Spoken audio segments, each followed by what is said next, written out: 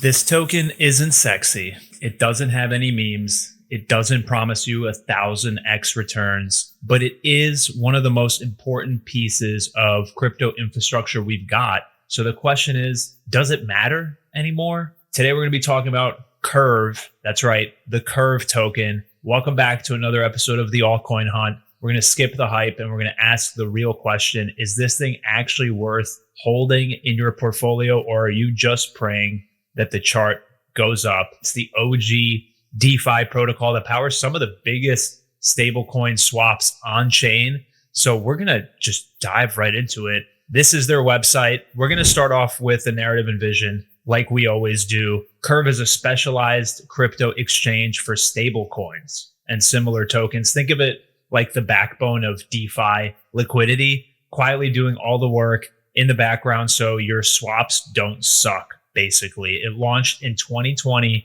and it took off during the DeFi boom in those 2 years. If you used any stablecoin app, Curve was probably powering it. Since then, it's been pushing out faster, cheaper trades, smarter code, and now integrations with layer 2 networks such as ZK Sync, Optimism, etc. Now, here's the kicker, and something that happened recently, which is why I wanted to review this. And this is especially in the United States because governments are starting to regulate stablecoins. That could legitimize the whole stablecoin market and bring in big money. Curve is one of the only serious stablecoin first decentralized exchanges outside of Uniswap. So while Curve's hype cycle may have peaked in 2022, and I'm going to pull up the chart here in a second, the macro environment could actually give this thing a second leg. Curve was born for stablecoin dominance, and with the new regulations coming in, it might finally have its time to shine. So before we get into the score, I do want to take a look at the chart really quick. And you can see that in 2021, 2022, it really had its big sort of boom cycle where it hit about $6.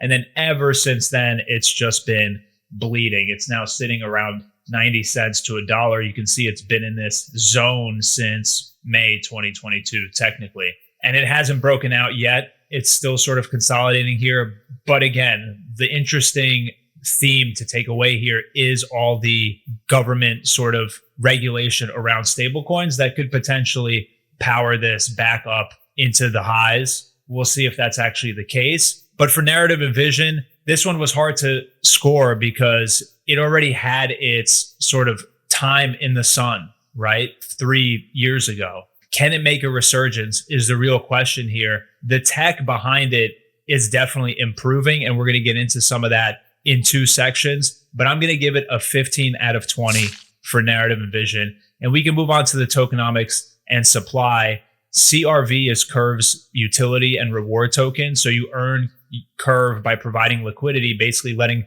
people trade using your tokens. You can lock your CRV to get more voting power and boost your rewards. There's a governance system. Basically, you help decide protocol changes. But the big issue here really is supply. It has a maximum of 3.3 billion tokens, and it's still printing new tokens every day to pay out rewards. A lot of people farm CRV just to dump it. And there's a ton of tokens in the hands of early investors and insiders, which means more potential selling pressures. And we'll get into that in the exit risk and VC stake section. So even though the system is smart, the token value keeps getting dragged down by emissions. I mean, the pros for me here are that there's real governance and utility. The smart LP token design is definitely a plus, but there's high inflation and a ton of insider supply risk. For that reason, I gave Tokenomics and Supply an 11 out of 20. Let's move on to the tech and execution. And I kind of looked through their documentation here. There's a lot in here, but let's be honest, Curve's tech is top tier DeFi engineering. It's not trying to be flashy. It's just really good at what it does, enabling efficient low slippage swaps between assets that are supposed to stay close in value, like stablecoins and liquid staking tokens. Their newest upgrade, which is 2 Crypto NG, cuts gas costs, improves trading efficiency, and even protects users from MEV bots, the ones that basically front run your trades. It's also optimized for future expansion, layer 2s, cross-chain liquidity, and other stuff. If you care about tech, Curve is definitely still ahead of pretty much all of DeFi. And for that reason, I gave it one of the highest scores, 18 out of 20. My only issue is with their front end, which can definitely be fixed. Their website, like the UI, is just, it's kind of terrible. It's slow.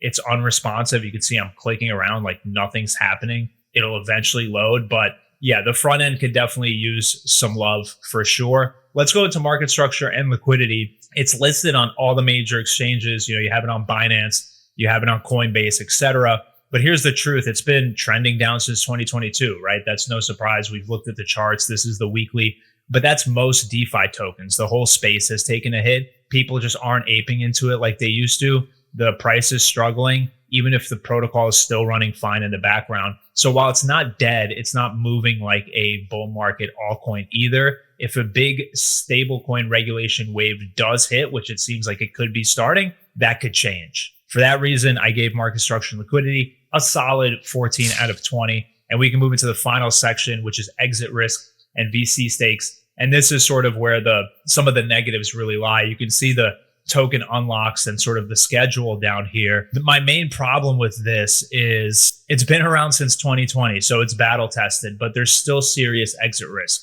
Why is that? Well, there's still unlocks happening and it's going to continue unlocking. We're at near the top end of the curve here, but there's still a lot of supply to be dropped.